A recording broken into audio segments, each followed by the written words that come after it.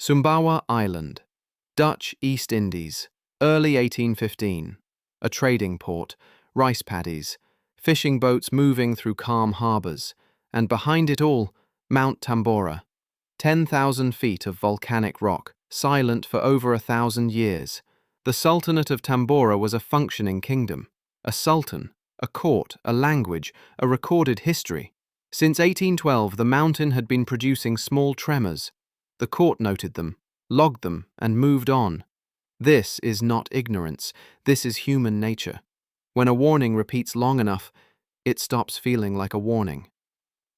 April 10th, 1815. Tambora erupted.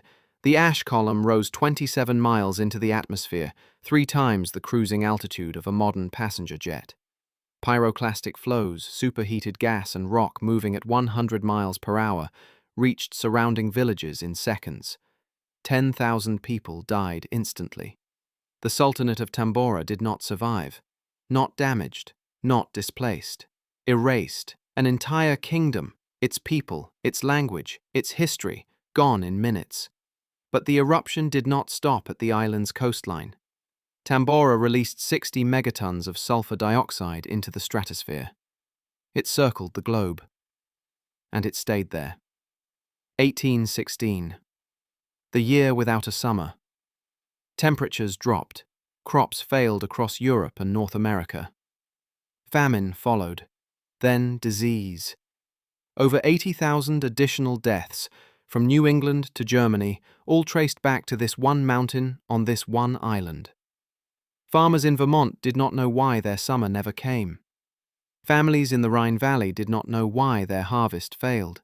They had never heard of Tambora, but the connection was there, invisible, atmospheric, absolute. Tambora did not just kill the people who stood in its shadow.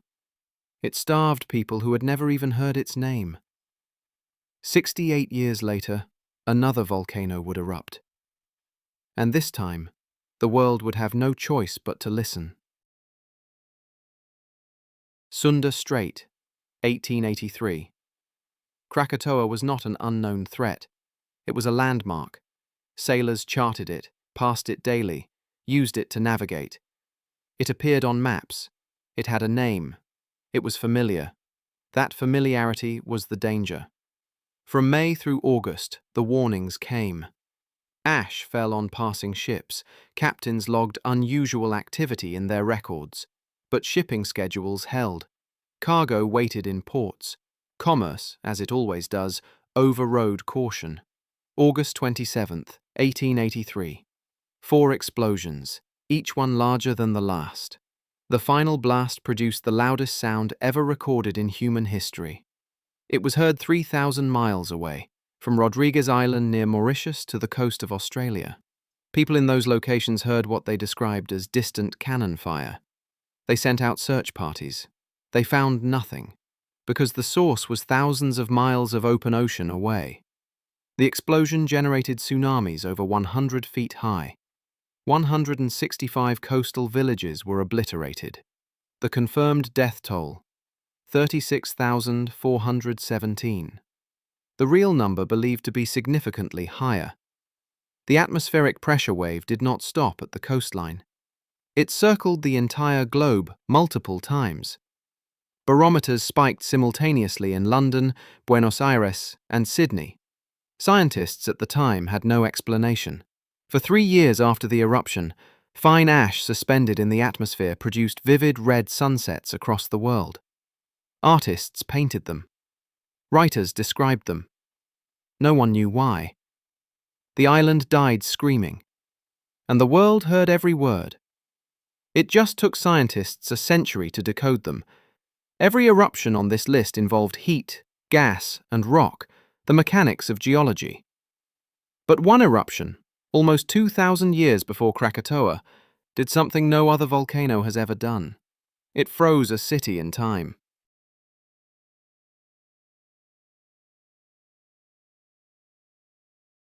Pompeii, autumn 79. AD. This was not a village. This was a wealthy Roman resort city of 11,000 people. Fish sauce markets along the main streets. Election slogans painted on stone walls, public baths open every morning, a bakery with 81 loaves still in the oven. Vesuvius stood behind the city not as a threat, but as a resource. Its slopes produced the finest wine in Italy. The soil was black and rich from centuries of old volcanic deposits. Nobody living had ever seen it erupt. 17 years earlier, a magnitude 5 earthquake had damaged the city. Pompeii rebuilt. Pompeii moved on. The mountain was not reconsidered. August 24, 79 AD. The eruption column reached 20 miles into the sky. For hours, pumice rained down on the city. Those who sheltered inside, believing the walls would protect them, died first when rooftops collapsed under the weight. Those who survived the pumice fall did not survive what came next: pre-dawn pyroclastic surges, superheated gas at 570 degrees Fahrenheit, moving at 180 miles per hour. Death was instantaneous. The body casts confirm it, people frozen mid-stride, mid-breath, exactly as the final second found them. Pompeii disappeared under 23 feet of ash and debris. It stayed there for 1,700 years. Rediscovered in 1748, nothing had moved. The mosaics, the carbonized bread, the cave Canem dog mosaic at the entrance of a house, the 81 loaves still in the bakery oven, all of it exactly where it was left on that morning. Today, Pompeii is the most visited archaeological site on Earth. Vesuvius did not just bury a city, it embalmed one and gave history a photograph of daily Roman life that no written text ever could. Vesuvius gave the world a time capsule. But in 1902, a different volcano gave the world something else entirely. A lesson in how fast political arrogance can kill 30,000 people in under 2 minutes.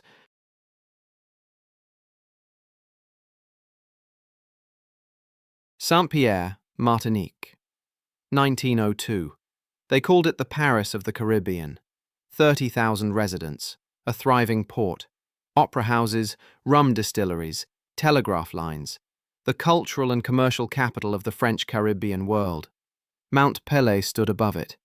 In April 1902, the mountain began to change. Ash fell across the city. Rivers ran yellow with sulfur. Livestock died.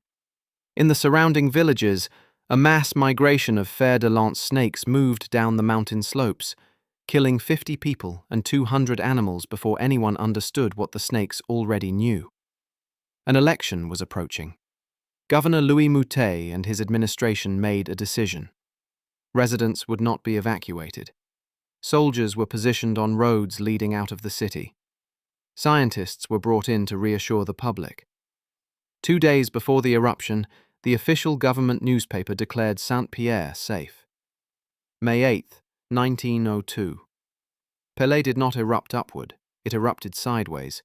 A nuée ardente, a glowing cloud of superheated gas, ash and rock at 1,000 degrees Fahrenheit, moved down the mountain and hit Saint-Pierre in under 2 minutes.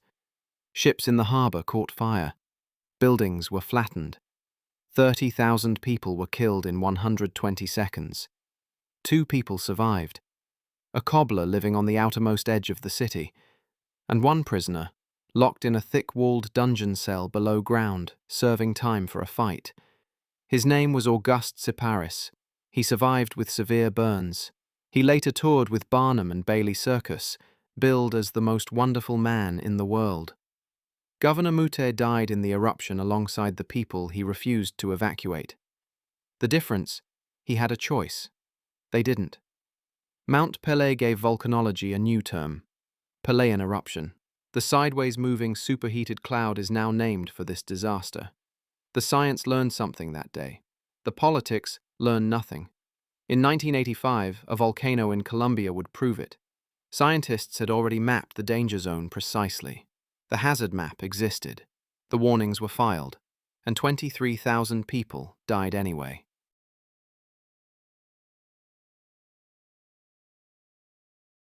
Nevado del Ruiz, Colombian Andes, 17,000 feet above sea level, a snow-capped peak, glaciers at the summit, and at its base, in the river valley below, Armero, 29,000 people. Fertile farmland. A prosperous, ordinary town. In 1985, after months of escalating seismic activity, scientists did exactly what scientists are supposed to do. They produced a hazard map, detailed, accurate. It showed in clear terms that if the summit glacier melted during an eruption, a lahar, a fast-moving river of mud, rock, and water, would travel directly down the river valley and bury Armero. The map was presented to government officials, to the Catholic Church, to local media. The response was consistent. Do not worry. Do not leave. November 13, 1985.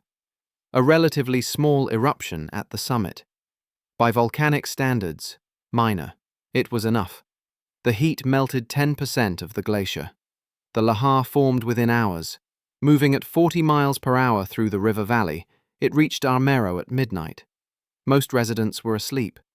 The town was buried under 16 feet of mud in minutes. 23,000 people dead. Among them, almost. 13-year-old Omaira Sanchez was found alive, trapped in debris, pinned beneath the ruins of her own home. For 60 hours, cameras broadcast her to the world. Journalists, aid workers, rescue teams standing at the edge, unable to free her without equipment that was never sent in time. She died on live television. The hazard map had pinpointed Armero's burial with chilling accuracy. It predicted the disaster. It named the town. It drew the path. The only thing it could not predict was whether anyone in power would act. They didn't. Ruiz was a warning ignored. The next chapter is about a warning that, for once, worked. But only just.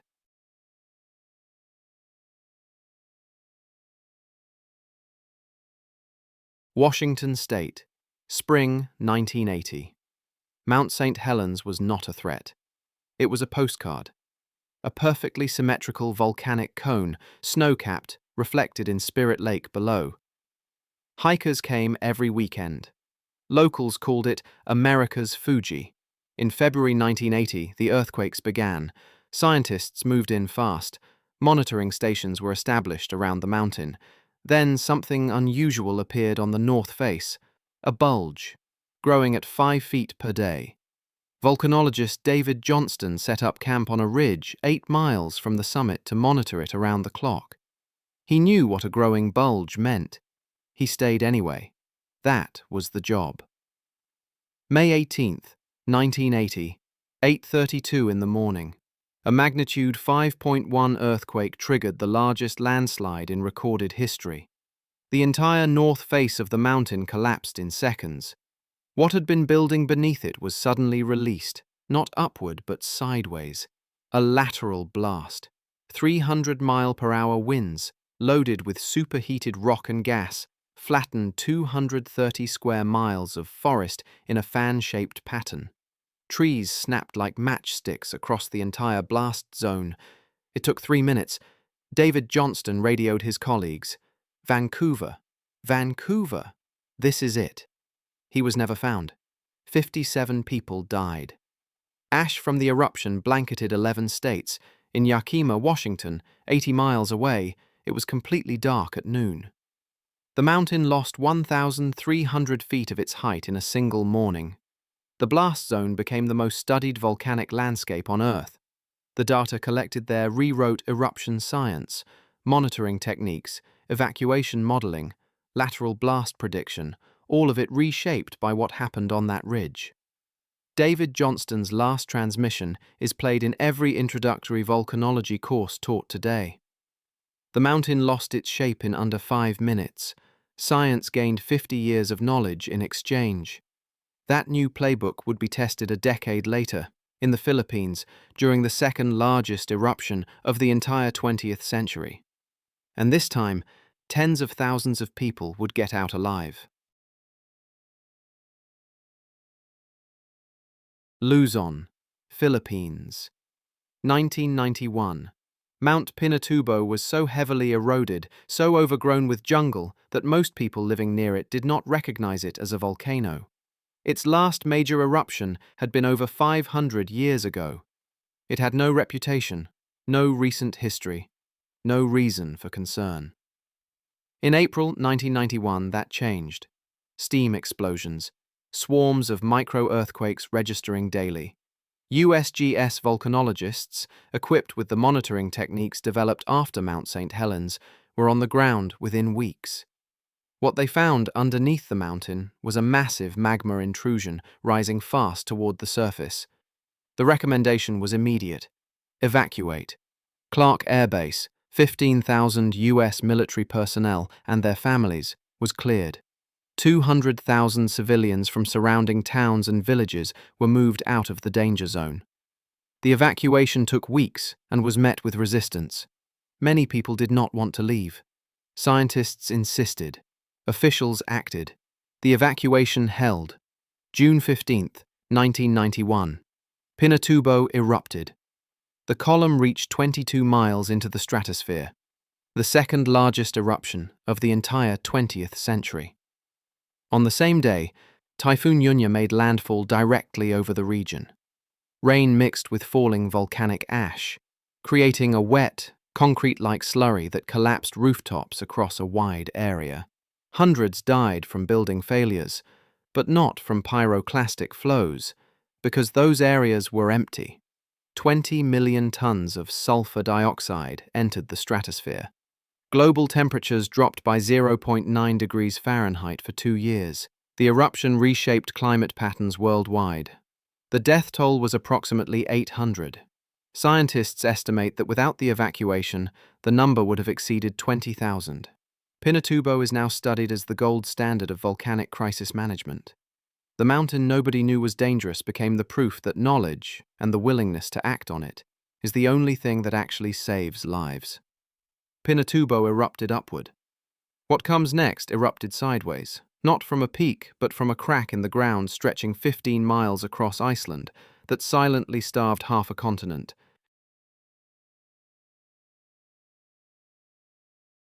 Iceland, 1783. A Danish territory, sparse population, subsistence farming on one of the harshest landscapes on Earth. No cities, no strategic importance, no reason for the rest of the world to pay attention. June 8, 1783. The ground tore open, not with an explosion, not with a column of ash reaching the stratosphere.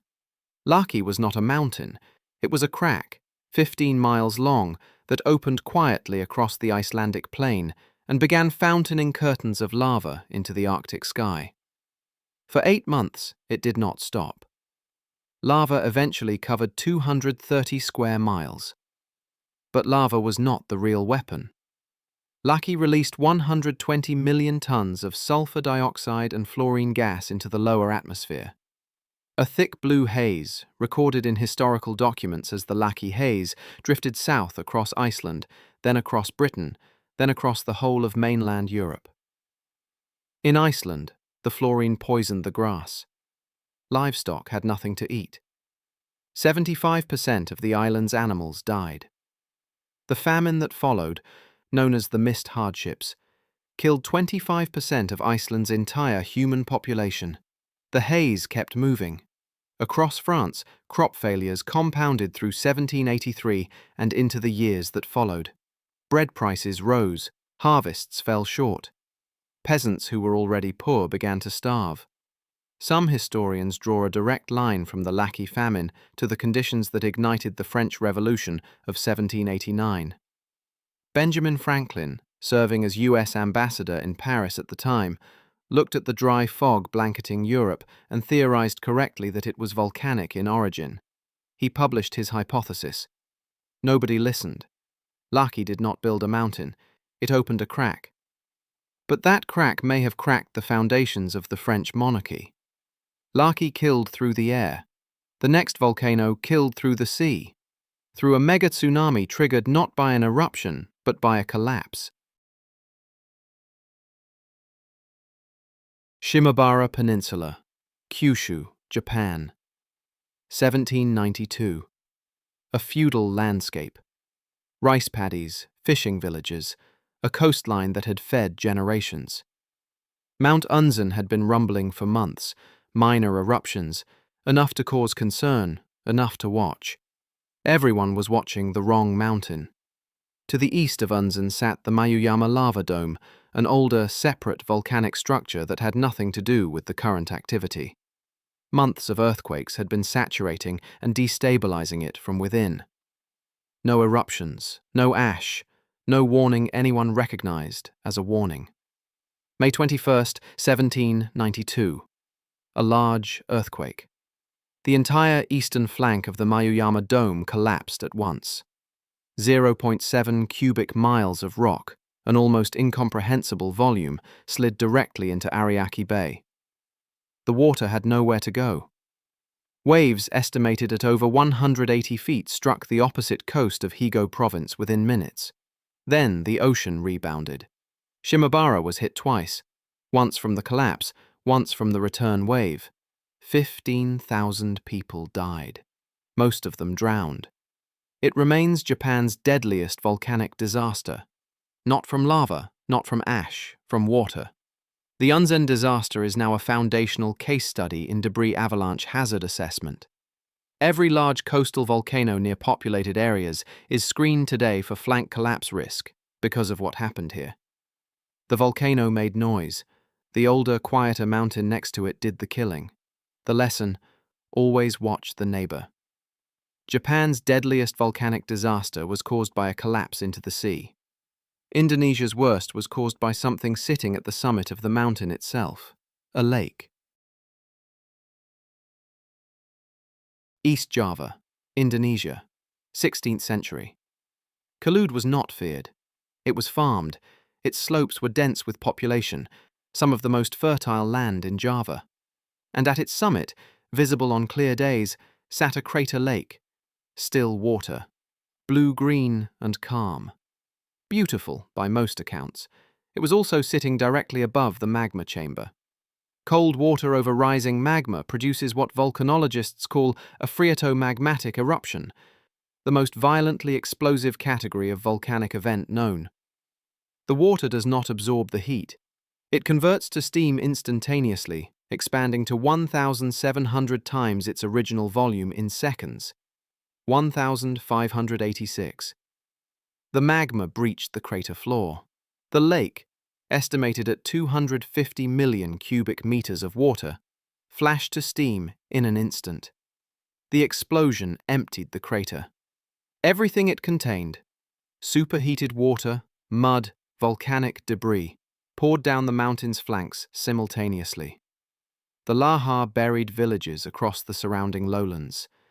An estimated 10,000 people were killed. One of the deadliest eruptions in Indonesian history. Kelude erupted repeatedly over the following centuries. Each time, the crater lake reset the danger. In the 20th century, engineers arrived with a different approach. Instead of warning systems or evacuation plans, they drilled drainage tunnels through the volcano's flank, physically lowering the lake to a safe minimum level. The weapon was removed from the mountain before it could be fired. Generations of Javanese tried to worship the mountain into silence. The 20th century simply drained it. Kelude was an engineering problem eventually solved. Santa Maria in Guatemala was a political problem, one that cost 5,000 lives because the government jailed anyone who dared say the ground was shaking. Western Guatemala, 1902. The Mayamam people who lived in the shadow of Santa Maria had no historical memory of it ever erupting. It was simply geography, a mountain, background. In early 1902, the ground began to shake. Tremors increased in frequency and magnitude through the months. People reported them. Farmers felt them in the fields. The government's response was not investigation or evacuation. The response was arrest, suppress the panic. An election cycle was approaching.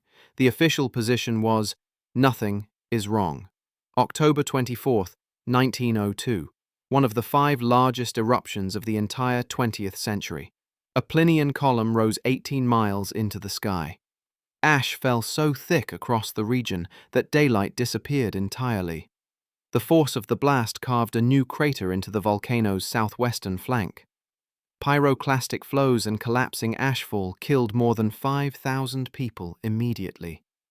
Thousands more followed in the weeks after, from disease and starvation in the devastated landscape. The explosion was heard 500 miles away in Costa Rica. Inside the crater carved by the 1902 eruption, something new began forming in 1922. A volcanic dome named Santiaguito, slowly pushing up through the earth. It has been erupting continuously ever since. Santa Maria did not just explode. It gave birth. The government jailed people for saying the ground was moving. The ground didn't care. It moved anyway. From the jungles of Guatemala to the jungles of Central Africa, where a city of 500,000 people learned that their volcano's most dangerous feature wasn't its crater. It was what its crater was made of.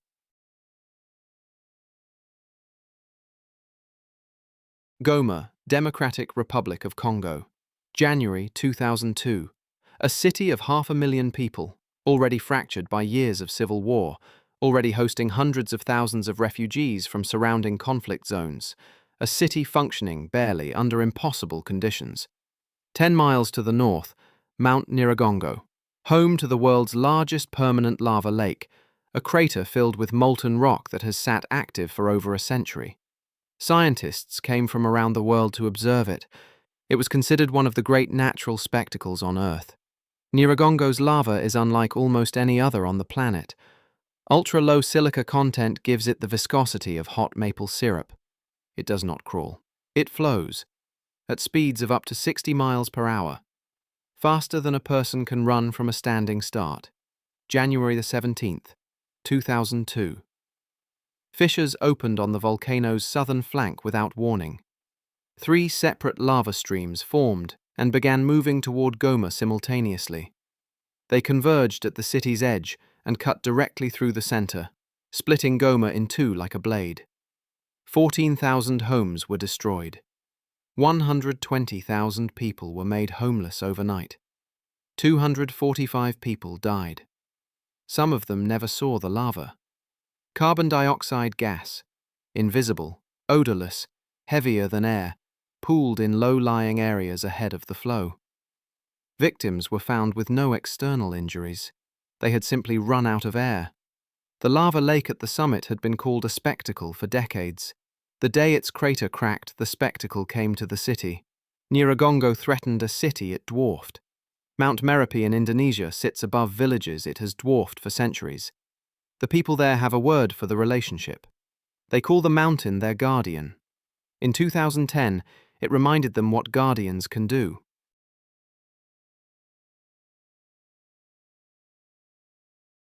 Java, Indonesia, Mount Merapi, Mountain of Fire, Indonesia's most active volcano. Millions of people live on its slopes, farming its fertile soil, building their lives around its rhythms. Merapi erupts regularly. The people know this. They have always known this. Over generations, the eruptions became part of identity, something to be understood, respected, negotiated with, not fled from. Mumba Marijan was the volcano's spiritual gatekeeper, appointed by the Sultan of Yogyakarta. His role was ancient and clearly defined. To maintain the covenant between the mountain and the people, to read its signs, to speak for it when it spoke. He had refused to evacuate before. The mountain had always relented. Late October 2010. Authorities issued the highest level alert. 350,000 people were ordered to evacuate within 10 kilometers of the summit. Merapi erupted, more violently than it had in over a century. The pyroclastic flows exceeded every designated safe zone. Villages that hazard maps had marked as protected were incinerated. People who had refused to leave died in their homes.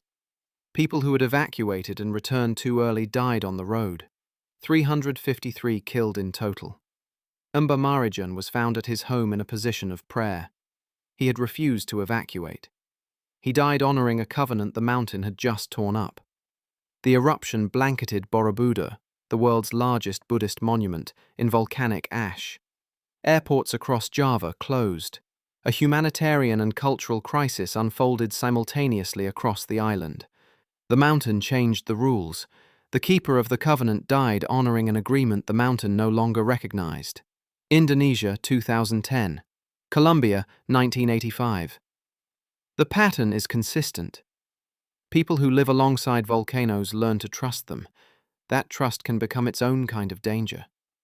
But nothing on this list prepared the ancient world for a volcano that didn't just destroy a city, it destroyed a civilization. Share.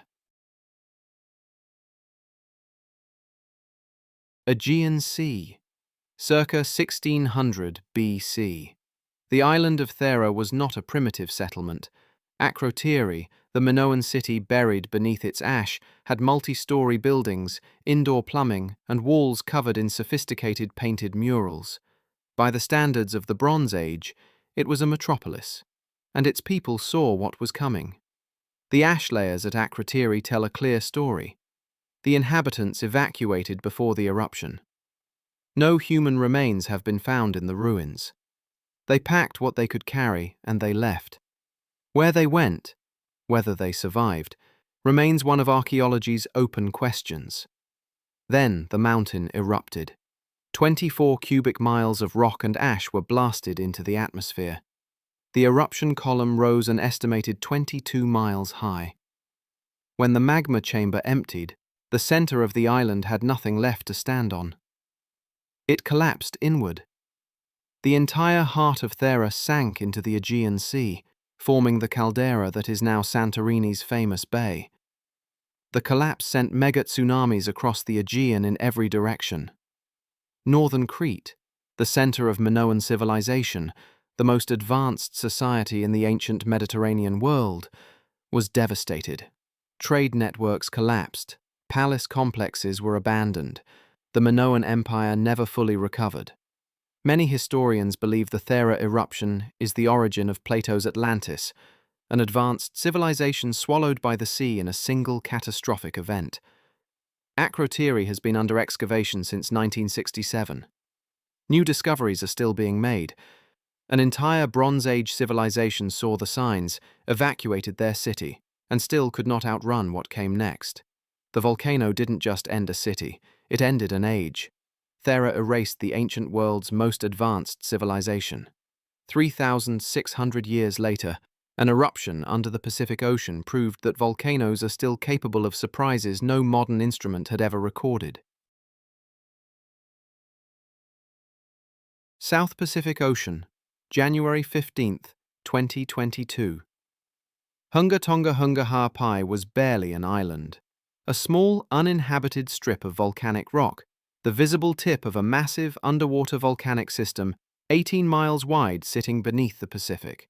The Kingdom of Tonga, 100,000 people, lay nearby. In late December 2021, the volcano began erupting. Dramatic footage circulated on social media. Scientists monitored it. Media covered it. Nobody considered it catastrophic. January 15th, 2022. 5:14 in the afternoon, local time. The largest atmospheric explosion ever recorded by modern instruments. The eruption column punched 36 miles into the mesosphere, beyond the stratosphere into atmospheric layers where volcanic material had never been observed before. 58 million tons of water vapor were launched into the upper atmosphere in a single event. The scale was without modern precedent. The sonic boom was heard in Alaska, 6,000 miles away. Atmospheric pressure waves circled the entire globe multiple times, registering on barometers in Europe, South America, and Asia. The same phenomenon Krakatoa had produced 139 years earlier. The tsunami reached Tonga within minutes.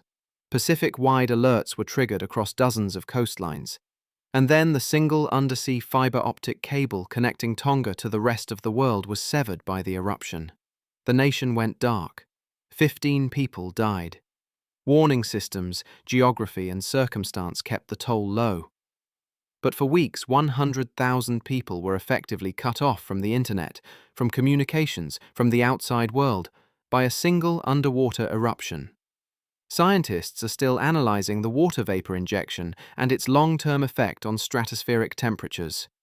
The eruption may warm rather than cool the atmosphere above, the opposite of every historical volcanic pattern on this list. The volcano's greatest power was not measured in deaths. It was measured in the silence it dropped over 100,000 people who suddenly found themselves alone on the edge of the world.